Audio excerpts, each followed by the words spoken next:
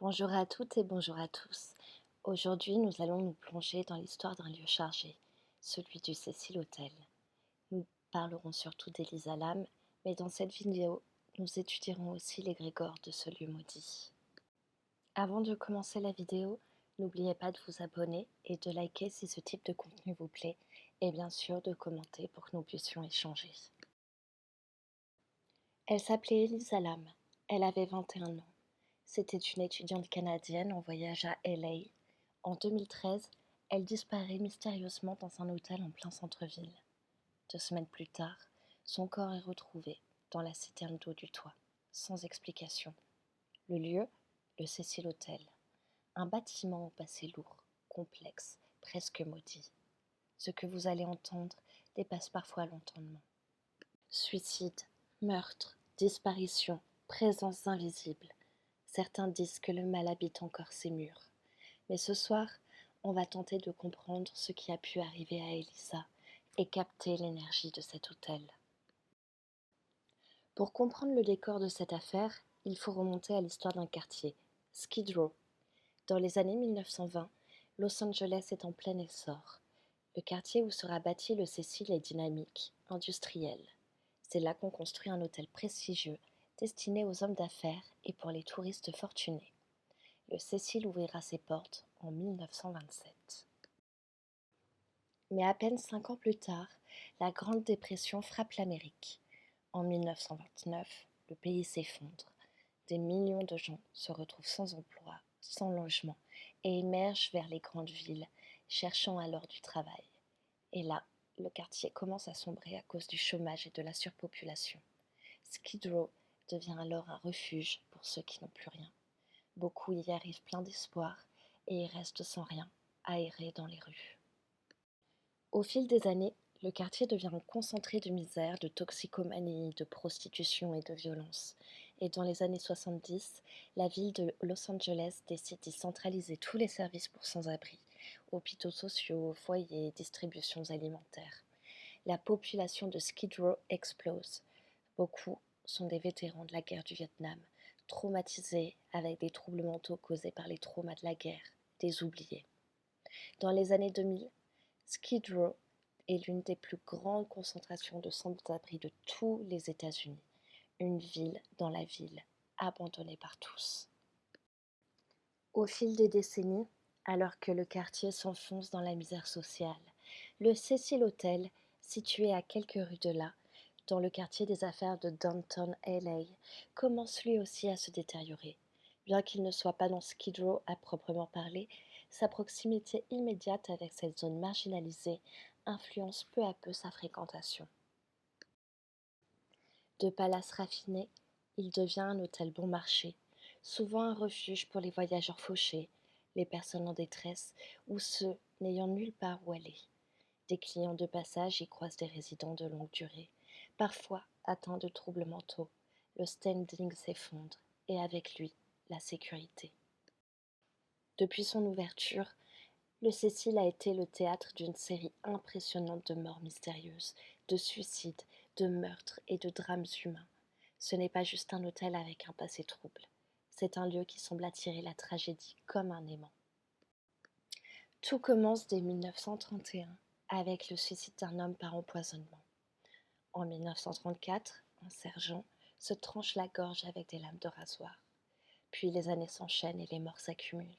Certains se jettent par les fenêtres, d'autres s'ouvrent les veines ou se tirent une balle dans leur chambre. Des personnes seules, souvent désespérées, venues s'éteindre dans l'anonymat de cet hôtel bon marché. Plusieurs d'entre elles restent même non identifiées. Parmi les cas les plus marquants, il y a Dorothy Purcell, en 1944. Elle accouche dans les toilettes de sa chambre, pense que le bébé est mort et le jette par la fenêtre. Il ne l'était pas. Elle cache ce terrible secret à son conjoint qui dormait dans le lit. Elle sera jugée mais déclarée mentalement irresponsable. En 1962, une jeune femme nommée Pauline Houghton saute du 9e étage et tue un passant dans sa chute. Quelques années plus tard, en 1964, une résidente surnommée Pigeon Goldie, bien connue du quartier, est retrouvée violée et assassinée dans sa chambre. L'affaire reste non élucidée. Le Cecil a même accueilli 2 tueurs en série. Richard Ramirez, dans les années 80, qui rentrait se reposer là-bas, entre ses crimes. Il rentrait nu ou en sous-vêtements tachés de sang. Il y a eu aussi Jack Unterweger, au début des années 90, qui assassina 3 prostituées dans sa chambre. Certaines rumeurs évoquent aussi le passage d'Elizabeth Short, la célèbre Dahlia noire. Elle aurait été vue dans le bar de l'hôtel avant sa mort tragique. Face à sa réputation de plus en plus sulfureuse, les gérants tentent une manœuvre de rebranding. En 2011, ils créent un second établissement à l'intérieur même du Cecil Hotel, un hôtel dans l'hôtel, appelé le Stay on Main. Un espace plus moderne, plus jeune, avec une entrée distincte pour attirer les touristes et pour tenter de masquer l'héritage du lieu. Mais malgré ce relooking marketing, le mal semble rester inscrit dans les murs, car c'est justement dans cette partie rénovée qu'Elisa Lam séjournera lorsqu'elle disparaîtra mystérieusement. Les seules parties communes partagées étaient les ascenseurs. En 2013, le monde entier braque à nouveau les projecteurs sur cet hôtel sinistre, avec la disparition troublante d'Elisa Lam. Et 2 ans plus tard, en 2015, un homme de 28 ans est retrouvé mort devant l'entrée du Cecil, après être apparemment tombé ou sauté du toit. Une mort de plus, dans un lieu où la frontière entre suicide, accident ou autre chose semble toujours floue. On estime aujourd'hui à plus de 80 le nombre de morts survenus au Cecil Hotel. Suicide, meurtre, overdose, disparition. Ce n'est plus seulement un bâtiment, mais un concentré de souffrance humaine, d'énergie lourde, de mystères non élucidés. Un décor presque irréel, dans lequel, en 2013, une jeune fille canadienne va disparaître et déchaîner l'imaginaire collectif du monde entier. Elisa Lam. Le 26 janvier 2013 à LA, Elisa Lam quitte le Canada pour faire un road trip seule en Californie. Elle veut vivre une aventure. Elle voyage en bus, partage ses réflexions et ses photos sur son Tumblr, son blog personnel qui est d'ailleurs toujours en ligne. Elle est rêveuse et surtout fragile. On apprendra qu'Elisa souffrait de troubles bipolaires ainsi que de dépression. Elle arrivera à LA et réserve une chambre au Cecil le 28 janvier 2013. Au départ, elle choisit une chambre commune, mais Elisa a dû être déplacée vers la chambre 412 pour sa dernière nuit, une chambre solo. Parce qu'Elisa insultait et menaçait ses colocatrices, les empêchant aussi de rentrer dans leur chambre. Son comportement était vraiment inquiétant à voir. Elle était même hostile. Quelques jours plus tard, elle disparaît. La dernière fois qu'on la voit vivante, c'est dans une vidéo de l'ascenseur, la vidéosurveillance. Elisa devait quitter l'hôtel le 31 janvier, mais la vidéosurveillance l'enregistre le 1er février. Elle semble paniquer. Elle appuie sur tous les boutons, regarde autour d'elle, se cache, parle seule, fait de drôles de mouvements. Puis, elle disparaît du champ de la caméra et les portes de l'ascenseur se ferment. Cette vidéo que je vous montre devient virale. Les hypothèses se multiplient. Crise psychotique, intervention extérieure, possession, expérience paranormale. Des clients de l'hôtel finissent par se plaindre du goût étrange de l'eau. Un technicien monte donc sur le toit pour contrôler les citernes et découvre le corps d'Elisa Lam, nue, dans l'une des citernes, le 19 février 2013.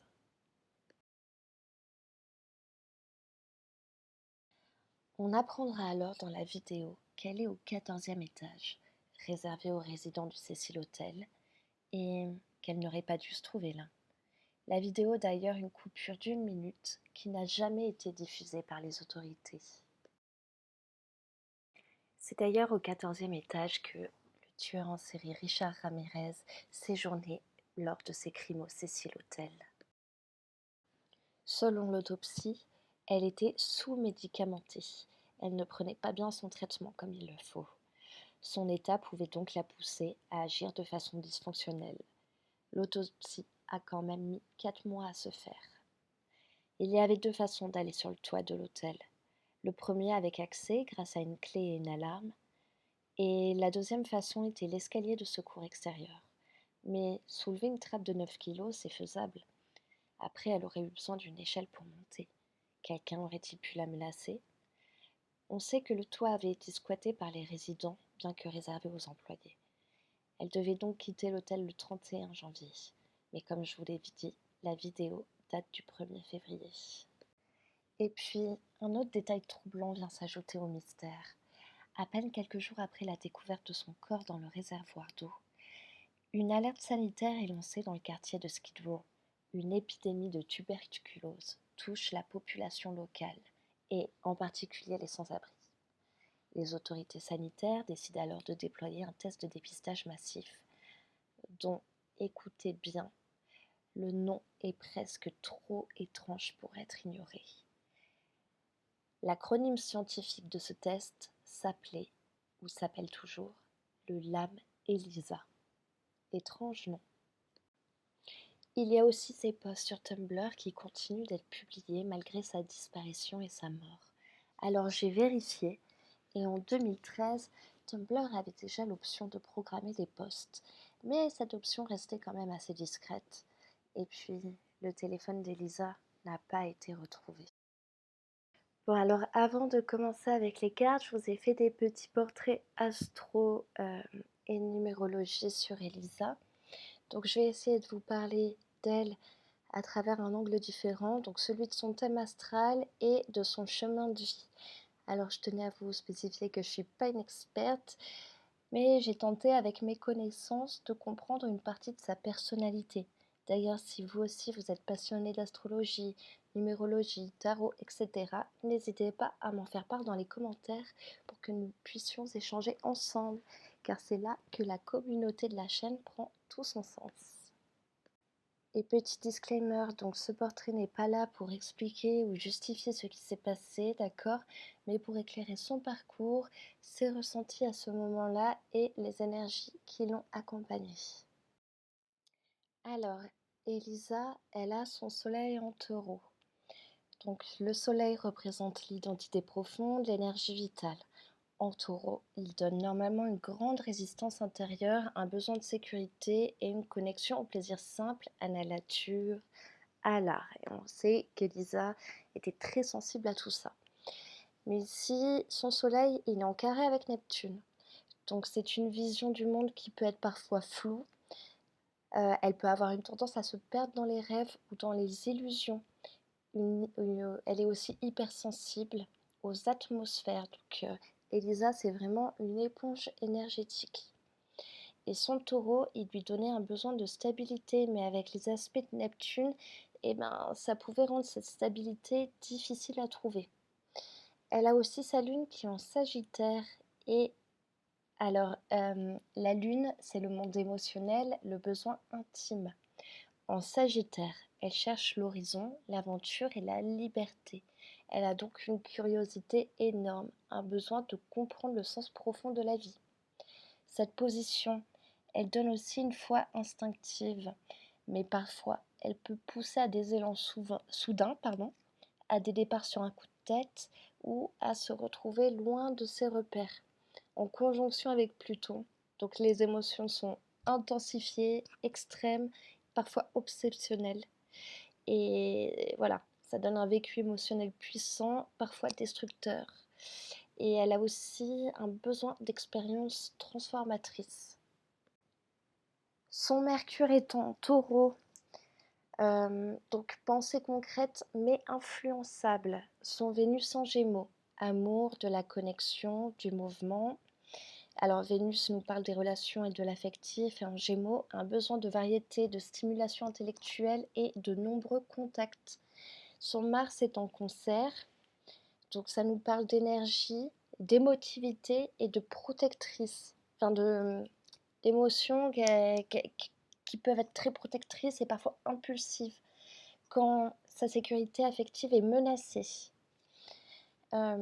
Son Jupiter est en Cancer, donc protection émotionnelle, mais amplifiée, parce que Jupiter amplifie tout ce qui touche. Et en Cancer, ça la rend encore plus sensible, notamment tout ce qui est besoin de sécurité, de cocon. Ça peut donner aussi de grands élans de générosité, mais aussi une tendance à absorber les émotions ambiantes, comme je te disais tout à l'heure. Son Saturne est en Verseau, donc ça nous parle de son indépendance, parce que Saturne est la planète des épreuves et de la structure.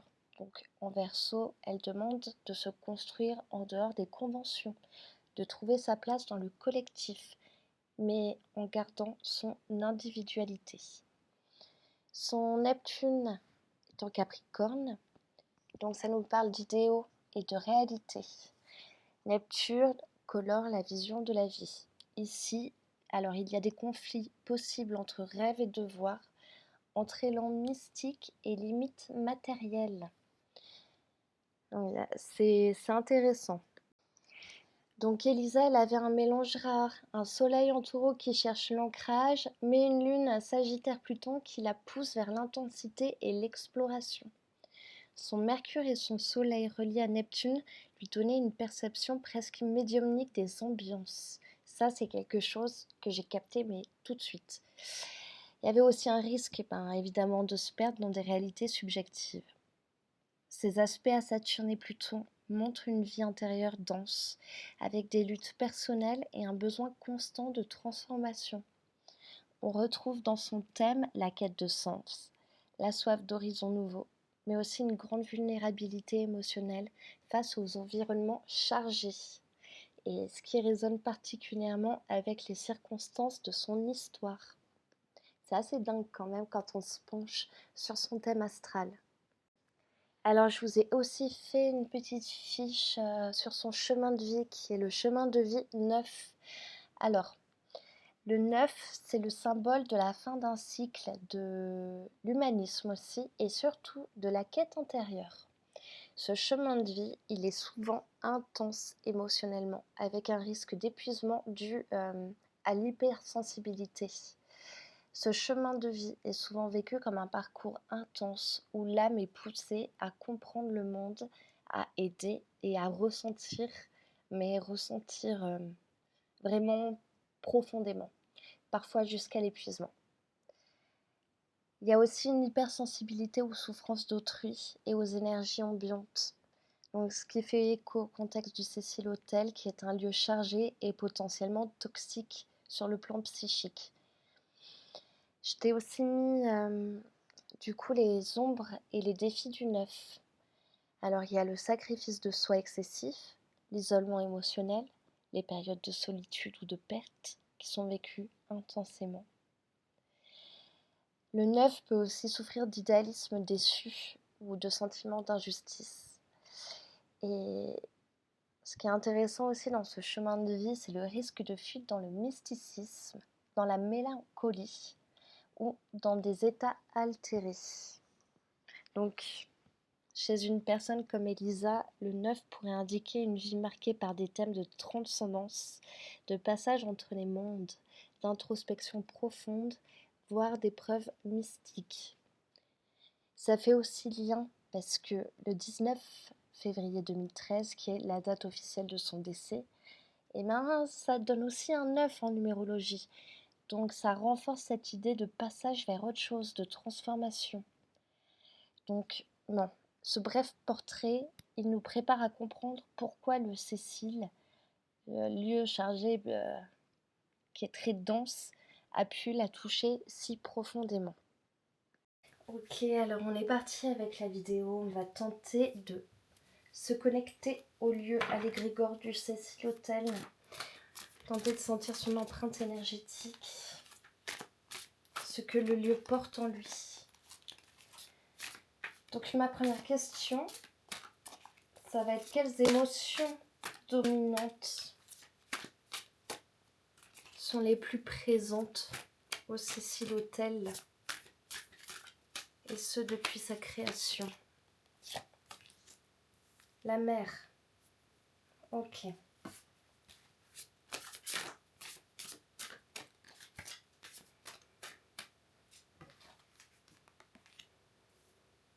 Et la haine. D'accord. Alors je continue.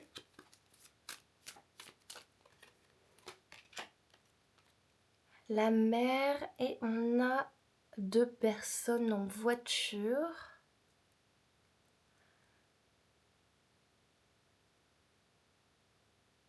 Deux personnes qui sont... Ouais, c'est ça, 2 personnes qui sont dans une voiture, ok.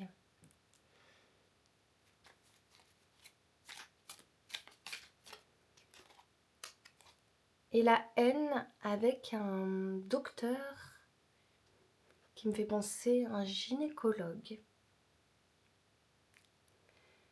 Parce que vous voyez, on voit cette paire de jambes qui... Ça a l'air d'être une femme qui se fait ausculter. Donc c'est quand même des émotions assez contradictoires, vous voyez. Enfin, des émotions. La mer n'étant pas une émotion, mais je pense que c'est plutôt une énergie. La mer, c'est une énergie quand même qui est protectrice. Puis j'ai recouvert avec cette carte. Il y a 2 personnes et ce panneau qui pourrait faire penser à attention, qui prévient d'un danger en tout cas. La haine, c'est quand même des émotions lourdes, hein. La haine, c'est fort, c'est costaud. Alors moi, là, vraiment, ce que je lis, c'est la haine envers la femme et la destruction de la femme. Alors le gynécologue n'est pas censé détruire la femme, au contraire. Il est censé prendre soin, l'aiguiller. Mais pour moi, là...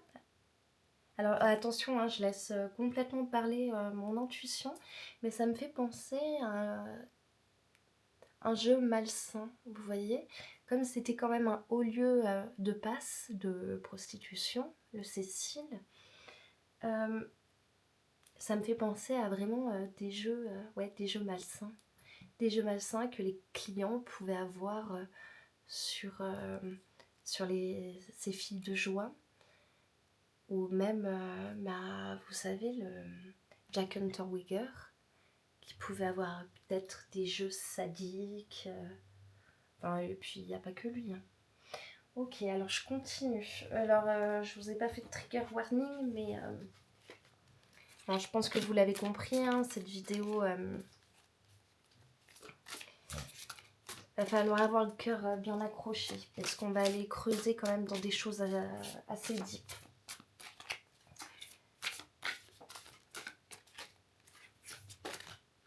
Alors, est-ce que l'égrégore du Cécile est alimenté par les humains? 2 cartes. Par les peurs, les croyances, enfin les croyances. C'est pas des croyances, mais... Oh, attaque, ok. Ouf, avec une personne sur un lit d'hôpital. Oui, parce qu'en fait, c'est ça, il y a eu tellement d'attaques, tellement d'accidents, de suicides, d'overdoses, et j'en passe, que forcément, le lieu a créé cet égrégore, cette entité, et ça vient forcément de l'humanité. Alors, on va demander aussi... on va poser cette question si l'égrégore peut être de nature plus spirituelle. Ok, la fascination. Ah oui, il y a une fascination pour ce lieu qui nourrit encore bien des fantasmes. Waouh, ok, la fascination morbide. Bon, j'ai pas besoin de vous faire de dessin. Ouh là là là là là là. Oui, et pour moi, il y réside toujours... Oh là là. Des âmes qui errent cet hôtel, qui sont toujours bloquées. Qui sont toujours bloquées dans ce bas dans ce bas astral en fait, et qui n'arrivent pas à en sortir et qui bouclent, qui sont en boucle, en boucle, en boucle. Et comme au Cécile, l'égrégore se nourrit de tout cette fascination, de toutes ces attaques, et ça fait qu'amplifier, ça fait l'effet boule de neige. Ok. Maintenant, on va voir ce que veut l'égrégore, l'énergie du Cécile. Qu'est-ce qu'il recherche? Ok. Et en deuxième carte, ce qu'il produit. Ah, j'en ai trop qui ont sauté. Ce qu'il produit.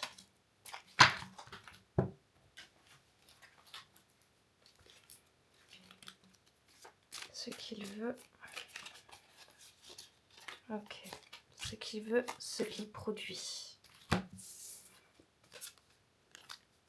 Ce qu'il veut, le pardon. Oh, avec une mère et son enfant. Incroyable, ça me fait penser à la mère qui a défenestré son enfant. Et ce qu'il produit, le rire. Ouh là là. Mon Dieu. Je pense que je vais devoir cacher cette carte. Parce qu'on a vu une vulve de femme.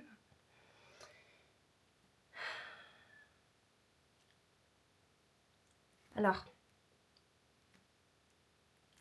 pour moi, je ressens quand même un lieu qui est démoniaque. Hein. Est-ce que c'est très contradictoire hein. Le pardon et le rire... moi, je trouve vraiment pas ça drôle.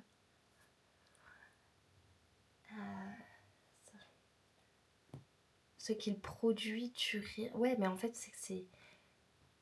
Maintenant, c'est voilà, hein, des logements sociaux, mais ça reste toujours un endroit de passe dans un quartier qui craint. Donc, je pense que ouais, il y a encore des gens qui viennent abuser, profiter des femmes ou des hommes et qui se servent donc de la misère, de cette misère humaine en fait. Et ça nourrit un certain sadisme. Ce que le lieu veut, le pardon. Et moi, ça me fait vraiment penser, oui, comme je vous disais, à cette femme-là qui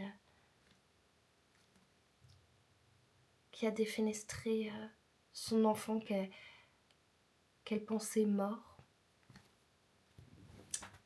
Alors là, j'ai les frissons et je ressens un truc, je ressens une ambiance démoniaque. Écoutez, je vais juste ranger ces cartes, d'accord? Parce que celle-ci, là, elle est pas top. J'ai pas envie encore de me manger un avertissement. Bon, alors écoutez, là maintenant, on va voir l'ambiance donc à l'arrivée d'Elsa Lam, donc en janvier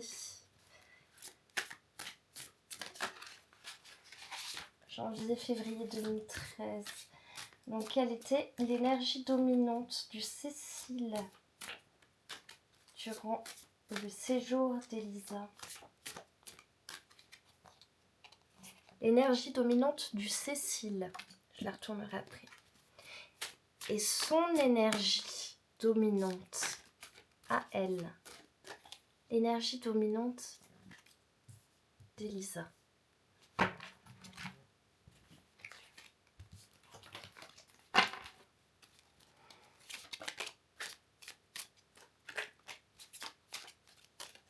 Ok, donc à son arrivée pour le Cécile et l'énergie d'Elisa à son arrivée au Cécile. Ok, alors l'énergie du lieu, l'espoir, d'accord. Ok. Avec encore ce Docteur. Espoir. Lui donner l'espoir de la soigner, de la réparer. Et elle était dans la douleur. D'accord. Dans la douleur, et puis on peut voir, on dirait une classe. Il y a des élèves et un cours et un tableau avec une professeure.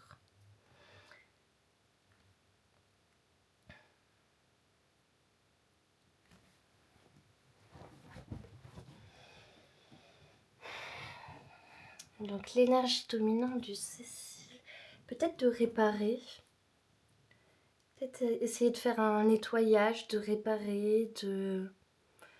Écoutez, je vais retirer une carte, enfin 2 cartes dessus, et je vais retirer 2 cartes pour Elisa, son état d'esprit, que ce soit plus clair. Expert, d'accord. Et Elisa, seule, bah oui. Elisa, elle était venue seule, elle voulait... Alors après, on sait donc qu'Elisa, elle était sous-médicamentée aussi. Est-ce que ça n'a pas eu une influence? Est-ce que, voilà, son voyage aux États-Unis était dans le but, voilà, d'espérer de se réparer de cette douleur, ne plus avoir besoin de ces médicaments, réussir à soigner sa bipolarité, sa dépression.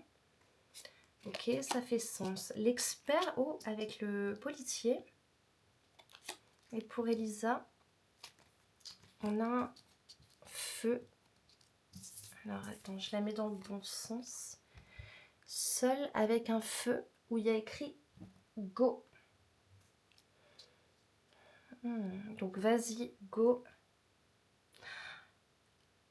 En fait, le lieu lui a donné un excès de confiance.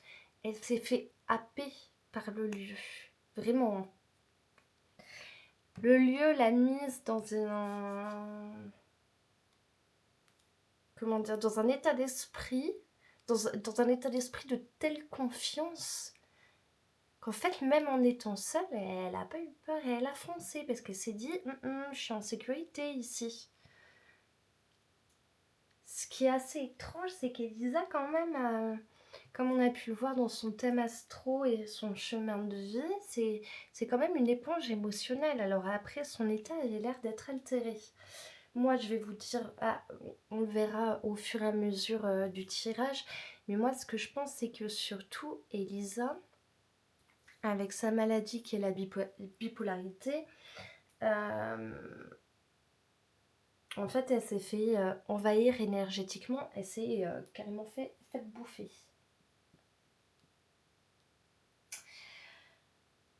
Ok, on va voir si des forces extérieures, spirituelles, auraient pu agir sur son état, altérer son état. On va regarder ça. Est-ce que des forces spirituelles auraient pu altérer son état? Coupable. Avec le dîner. Oh, pour moi, ça c'est un oui. Hein. Quelqu'un qui a été coupable et qui a résidé au Cécile. Quelqu'un ou des personnes. Et puis, ça fait... Alors moi, je sens un grand lien avec Richard Ramirez, malheureusement. Parce qu'en plus, donc, comme je te l'ai dit, cette vidéo dans l'ascenseur, elle était coincée au 14e étage, là où résidait Richard Ramirez. Donc pour moi, son âme a eu une grande influence sur Elisa. Ok, pour moi c'était un peu la proie parfaite. Qu'est-ce qui est sorti? Les. Ok. Elle a sauté, on va voir ce que ça veut nous dire. Oh mince, la carte est tombée. Attends, tu m'excuses, je vais juste la ramasser. Lait avec un fermier qui ouvre le portillon à tous ses moutons. Donc on a quand même affaire, ouais c'est ça, un esprit plutôt manipulateur et qui a su, c'est ça, ouais, manipuler son âme, son esprit. Je pense que aussi... alors attention, hein, je veux pas tomber non plus dans des trucs, dans des théories qui sont irrationnelles. Parce que... bon, voilà, Elisa était sous-médicamentée. Donc forcément plus fragile. Après, il me semble quand même que dans sa bipolarité, il n'y avait pas non plus de psychose. Là, elle avait l'air quand même dans un état enfin, elle était dans un état de psychose, hein. Mais je pense que ouais, l'influence de Ramirez, ça a complètement joué sur son état mental et en fait, il l'a drivé. Il l'a drivé à faire des choses très laides. Alors, sauter la vie, c'est le plus gros des péchés en soi. Ok. Quelle manifestation paranormale pouvait se produire? Oh, elle a sauté. Paranormale. Et manifestation psychique. Plus psychologique. Qui est paranormal en haut. De l'ordre du psychique. En bas. Ok, merci. Oh, ok, le clown. Avec le rêve. Ok. Waouh. Ok. Victime. Parce qu'il est psychique. Avec, moi, ça me fait penser à une mère et ses enfants. À une famille.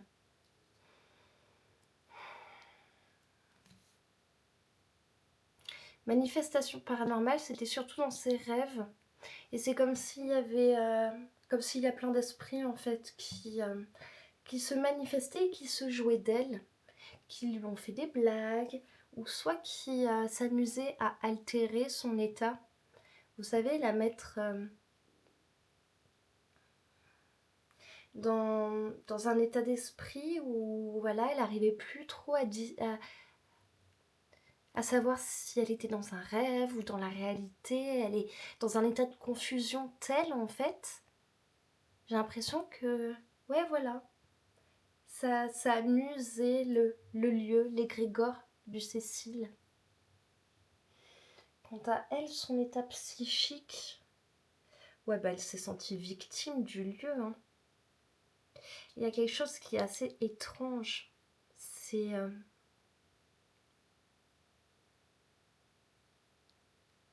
C'est ça là, c'est cette famille au centre de victimes.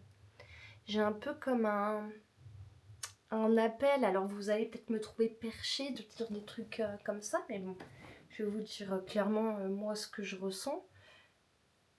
C'est qu'en fait, c'est comme si le lieu l'avait aspiré, l'avait attiré pour lui dire, bah écoute Elisa, on sait que tu es perdue, ben, viens, nous on veut bien te prendre sous notre aile. C'est bizarre hein, ce que je dis. Et je veux pas que ce soit mal perçu. Mais c'est comme ça que je le ressens. Ouais, c'est très étrange. Alors, à chaque fois, je range les cartes pour bien ordonner mes tirages.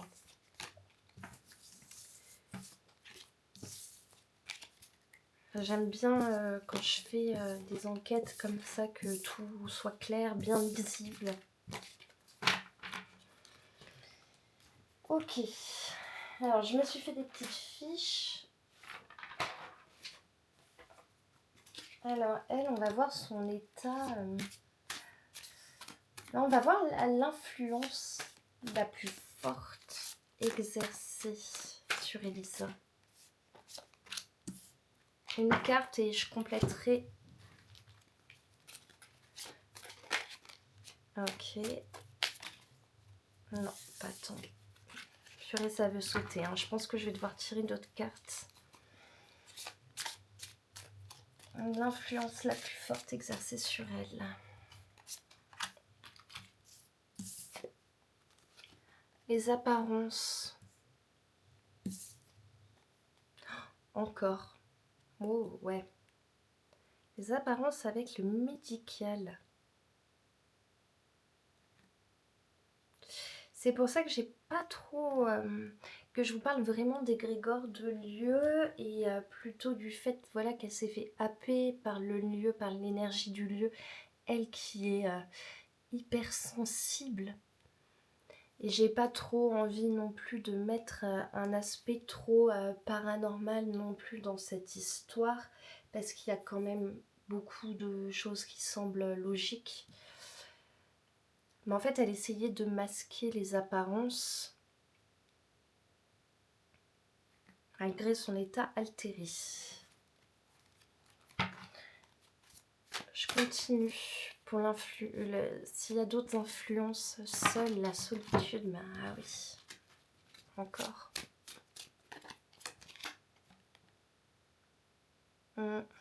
Seule, mais pas tant que ça. Hein.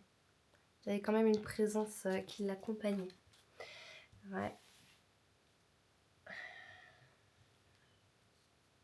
Seule en apparence, c'est ça. Seule en apparence, c'est comme s'il y a quelqu'un qui lui parlait moi je vais t'aider, moi je vais te sauver. Après, elle a réalisé qu'en fait, ouais, on se foutait d'elle et qu'on voulait pas tant l'aider que ça. Mais qu'on lui voulait, ouais, qu'on lui voulait du mal.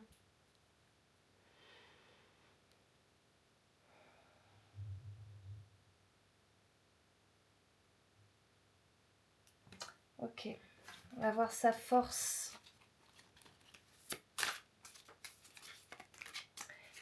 Sa force psychologique à ce moment-là. Ok. Et sa fragilité.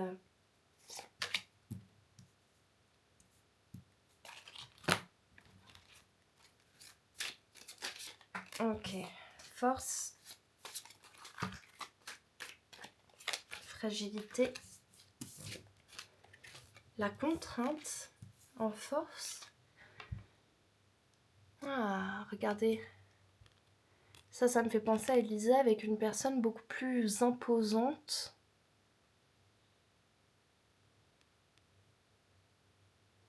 Ok, quelqu'un qui aurait pu la contraindre en force.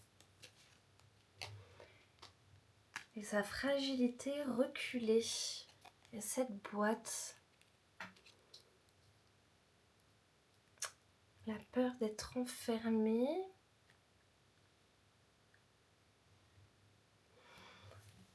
Ah, c'est intéressant.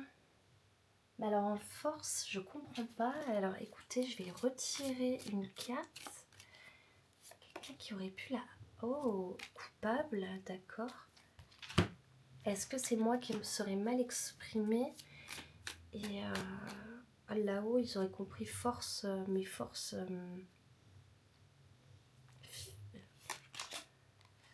Oh, coupable, regardez. Une personne qui met un couteau dans le dos de quelqu'un.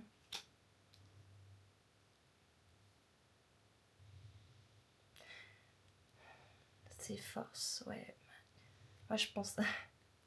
Enfin, je m'éloigne un peu là, hein, je divague, vous m'excusez, mais moi là, ça me fait plutôt penser à... Ouais. À quelqu'un qui l'aurait contraint. qui l'aurait forcé, mais alors est-ce que c'est du domaine du psychique ou du matériel? On va creuser. On va creuser. Pour ça, je vais prendre le tarot. Et j'ai pris le tarot Housewife. Je trouve qu'il collait bien à l'ambiance du Cécile. Mais dis donc, c'est... Waouh, c'est costaud comme tirage. On a la reine de Pentacle. Ok.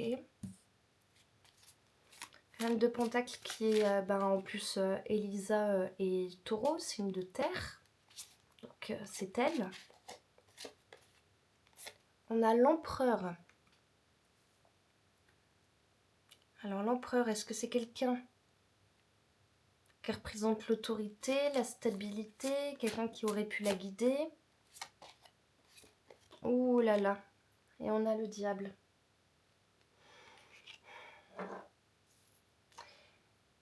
Bah écoutez, pour l'instant, ça confirme ma théorie. Ma théorie d'un esprit plutôt maléfique qui ou de plusieurs esprits, mais notamment celui de Richard Ramirez et celui de Jack Unterweger. Je sais pas pourquoi, quand je vois ce gynéco, ce docteur, ça me fait penser à lui, qui aurait un peu pris possession d'elle, de ses pensées, la voyant voilà, avec son état altéré, sa fragilité, cette solitude aussi, et qui l'aurait vue comme une proie et qui se serait dit, bah écoutez, on va se jouer d'elle. Et comme c'est des personnes qui sont passées, c'est des monstres même, je sais pas si on peut les qualifier de monstres, qui sont passés de l'autre côté et qui matériellement peuvent plus faire grand chose. Alors après ça c'est de l'ordre des croyances, mais moi je pense que effectivement des possessions ça existe. Je vois plus voilà, je vois plus quelque chose de cet ordre là. Je pense pas qu'il y ait quelqu'un physiquement matériellement dans la 3D qui aurait pu lui dire vas-y monte et va dans les containers d'eau. Non. Je pense qu'en fait c'est l'égrégore du Cécile et de ses anciens résidents surtout qui l'ont poussé à la folie en fait. J'en ai vraiment des frissons. Je vais demander qu'est-ce qui a attiré Elisa dans cette fréquence.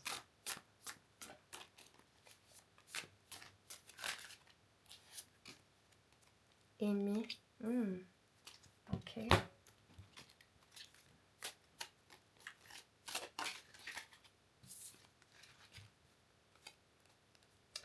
Avec deux personnes qui font la course. Aimer le challenge.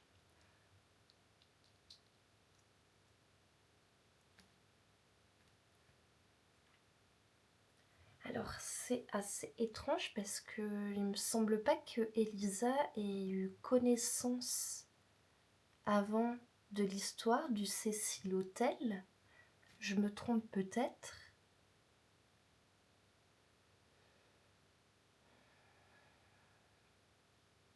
Écoutez, je vais retirer... Non, je vais prendre le tarot pour éclaircir. Oh, waouh! Et on a le 10 de bâton. Il porte un lourd fardeau.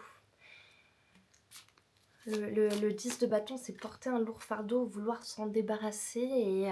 Et je pense qu'en fait, oui, ce qui l'a attiré au Cécile, et notamment dans ce road trip, c'était vouloir se débarrasser, c'est ça, d'un fardeau. En se challengeant, en fait. Ok. Je range de nouveau mes cartes. Je suis désolée, j'essaierai d'accélérer au montage ces moments où à chaque fois je fais du tri. Là, je veux vraiment que tout soit un maximum clair et ordonné. Alors après, vous me direz évidemment ce que vous en pensez en commentaire et ce que vous avez ressenti. J'ai aussi envie de regarder ses peurs et ses préoccupations inconscientes à Elisa, à son arrivée. Oh, caché. Femme. De toute façon, dans la vidéo, on la voit se cacher. Hein. On la voit en pleine parano, en pleine psychose, en train de se cacher. Elle était préoccupée par une femme. Oh non mais ça, c'est un truc de dingue. Alors, ok. Vous voyez, c'est ouf. Alors, c'est une femme, clairement, c'est une fille de joie, qui fume une cigarette et qui attend devant une porte. Mais moi, ça m'a fait penser à la porte de l'ascenseur. Elisa qui est à la porte de l'ascenseur et qui se cache. Moi, j'ai vu ça tout de suite. Incroyable. Est-ce qu'une femme lui aurait dit, justement, au travers des rêves, de s'enfuir? On a quelqu'un qui verse de l'eau. Oh là là! Oh, mon Dieu! Oh là là! Dans la citerne d'eau. Mon Dieu! Alors ça peut être... j'ai parlé de Elisa, elle, ses peurs à elle et ses préoccupations inconscientes. Mais c'est comme si une femme du Cécile, un esprit du Cécile, l'a prévenue de ce qui allait se passer. Oh là là, mon Dieu! C'est dur, hein. C'est dur. C'est d'une telle violence là. Mon Dieu. Couper la vidéo pour que vous ayez pas à voir à chaque fois que j'enlève les cartes. Ok.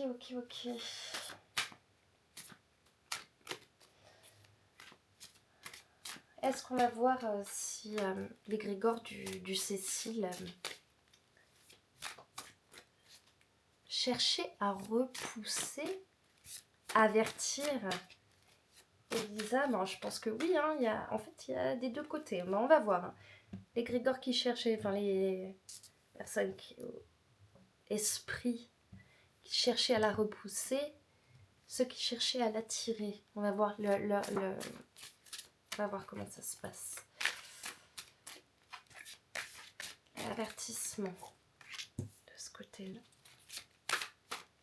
Et à l'attirer de ce côté-là. Ouh là là, j'ai mes cartes qui se sont cassées la figure. Et j'ai encore l'eau qui a sauté. Dis donc, j'espère que c'est pas trop brouillon pour vous ce tirage. Je fais de mon mieux à chaque fois pour essayer d'organiser un maximum les vidéos et que ce soit le plus clair pour vous. Ok, l'avertissement. Intimider. On a cherché à l'intimider. Dans une chambre, un bureau. Ok, ça pourrait être son lieu, sa chambre. Elle a... Ah oui, parce que Elisa a intimidé ses colocatrices dans sa première chambre et on l'a relogée dans une chambre solo.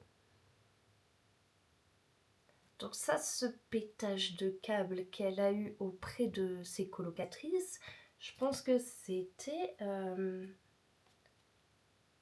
peut-être un avertissement pour lui dire il faut que tu partes, il faut que tu changes d'hôtel. Mais au lieu de ça, on l'a relogée. Oh, mentir. Bon, avec cette personne sur le lit d'hôpital, ok.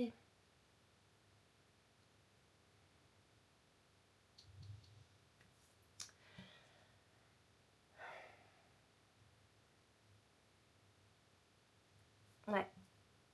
Donc en fait, alors désolée pour ce silence, mais ce que je ressens depuis le début de ce tirage, en fait, c'est vraiment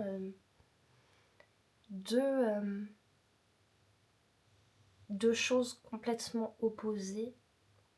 Vous voyez vraiment ce cliché du bien et du mal, et qui sont tout le temps en bataille permanente.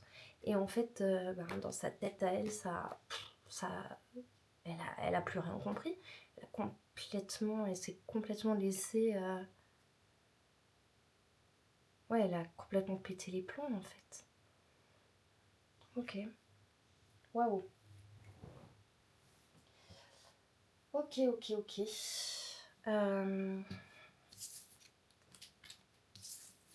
Pour moi, c'est ça, hein, c'est un pétage de plomb de la part d'Elisa qui s'est trop fait emporter en fait par les énergies du lieu. Je comprends pas d'ailleurs qu'un lieu comme ça puisse encore exister, que ça n'ait pas été rasé, mais bon, vous le savez, hein, je vous l'ai expliqué. Il y a une politique malheureuse de concentration des SDF à Skid Row qui est... C'est une honte. Mais bon, apparemment c'est mieux de concentrer les gens et de faire d'un quartier la misère sociale que de les éparpiller dans le pays. Bon, je suis pas politicienne, hein, j'y connais rien. Mais ouais, pour moi, cet endroit, il devrait être rasé. Vous savez, comme le bâtiment où il y a eu Jeffrey Dahmer, par exemple. Bon, alors, et là, on va faire la conclusion du tirage, du coup. Hop, la conclusion. Qu'est-ce qu'on peut retenir de l'histoire Elisa Lam? Non, alors, non. Ok, bon, elle a sauté. Hop, elle, je la voulais. 3, enfin 6 cartes. Qu'est-ce qu'on peut conclure de cette affaire?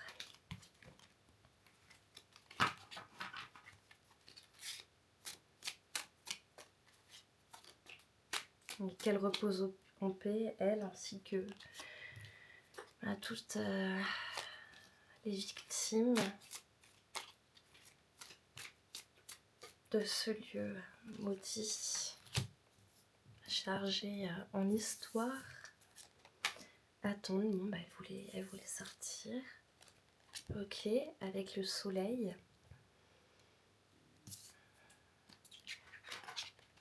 Coupable. Encore, hein. Avec ce marteau et cette personne qui coupe un bras. Et encore la carte lait. La laideur de ce lieu. Oh. Avec, vous voyez,